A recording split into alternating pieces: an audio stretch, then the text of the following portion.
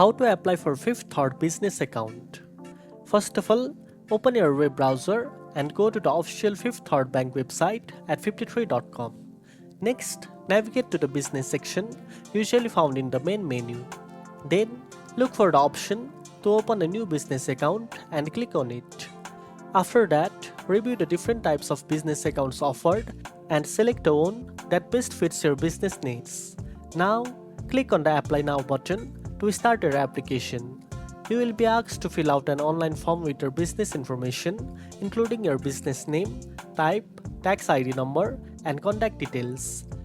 Make sure to have your personal identification and business documents handy, such as your employer identification number, business license, and any other required paperwork.